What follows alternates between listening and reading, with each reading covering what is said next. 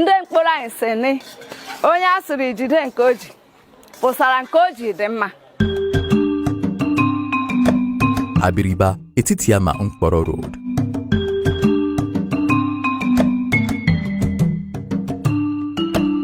As part of the rebuilder, Governor Okezie Ikpeazu's continued commitment to improving the welfare of the people of Abia State and boosting rural development, Governor Okezie Ikpeazu has inaugurated the 7.2-kilometer Abiriba Etitiama Nkporo Road.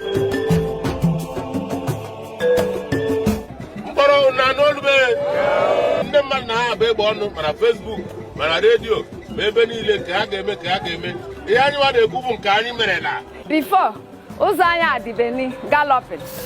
Even if Usara Abiriba Junction, Rachokada Nebuba Sareba, one because of before Yokazo or Kadron Neburu Sareba, where Yadum, Aburu Lusus.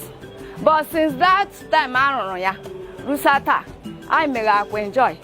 Arega Sekwan Koro Tagafu Fonsa, Nkporo Bokwa City, London. So all them Garafunya will be the Guanayama. Nina Maburi Gubi. Inakwa about Papa Yokada Yoburu, Yoru Tam, Agala. Inaga suffer qua Ibu Ferisi. So I have bought 2 rob Haran. We are not a news.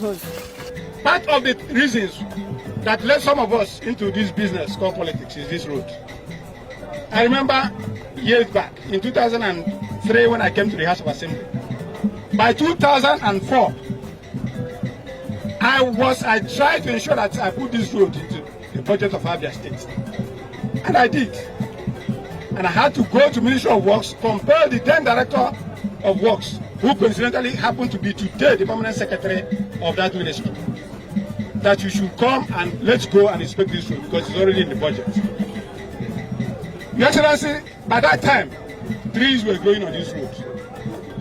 Most of the culverts were broken down.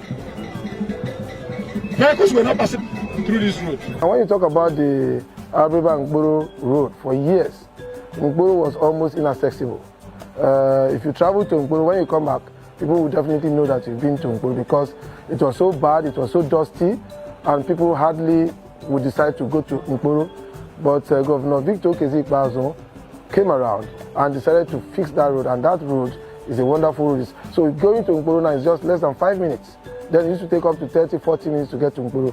But right now, just 5 minutes drive. You're there in Nkporo. So the people of this environment, people of Wafia local government, people of Abiriba, people of Nkporo, they are so grateful to the efforts of Governor Victor Okezie Ikpeazu in ensuring that the infrastructure, especially road infrastructure, is provided here and maintained also. I'm not because I saw one Dr. Okezie Victor Ikpeazu. I am a former from government. Then also I have also job before. Before I have Nkporo, Etitiama here first.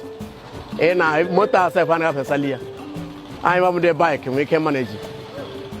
But I recollect Governor Dr. Okezie Ikpeazu.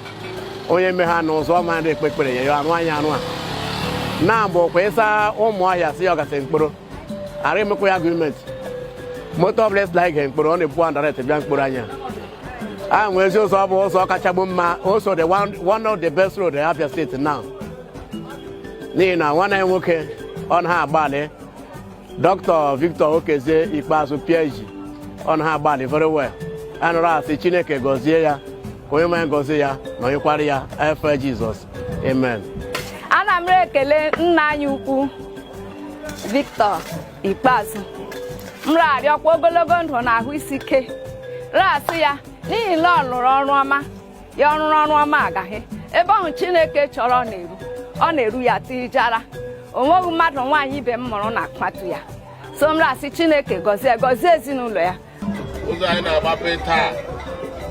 A ga-esi aga ahịa ka ọrụ ubi ọgwụkwọ ọjọọ aga akpọ ndị Nkporo n'aha Jizọs. Ọgwụkwọ ọjọọ aga akpọ ndị Abiriba n'aha Jizọs. Ọgwụkwọ ọjọọ aga akpọ ndị Ọhafịa bụ n'aha Jizọs. Ụzọ a ndị niile ga-akpa ya ga-ahụ ihe ọma, ha ga-ahụ ihe ọjọọ. Ndị ọjọọ a ga-ezute ha, ndị ọjọọ a ga-anọchi ụzọ n'aha Jizọs. Anyị achọghị asidenti n'ụzọ n'aha Jizọs. Ụzọ a ga-atụtakwa ụzọ ọzọ n'aha Jizọs. Ọ ga-adịrị ndị Nkporo mma, ọ ga-adịrị ndị Abiriba mma, ọ ga-adịrị ndị Ọhafịa mma. Ndị Abịa niile ihe ọma na-ama mma, ihe ọma ga-erute ha.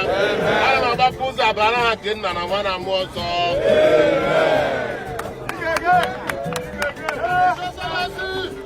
I am privileged to do this in company of the Deputy Governor of Abia State, the second Deputy Chairman of Abia State Council of National Rulers, wife of Governor, and the Honorable Commissioner and members of the Executive Council, and indeed the leaders and elders of this community.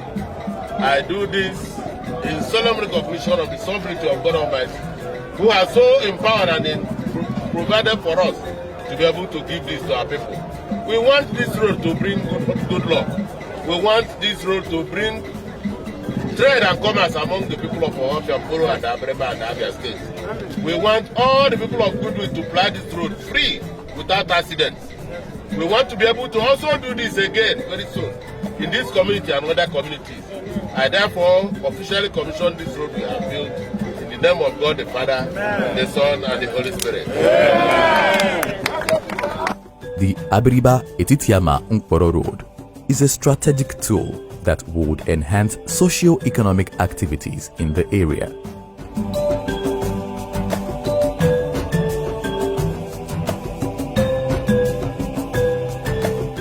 Project 012 Abiriba Etitiama Nkporo Road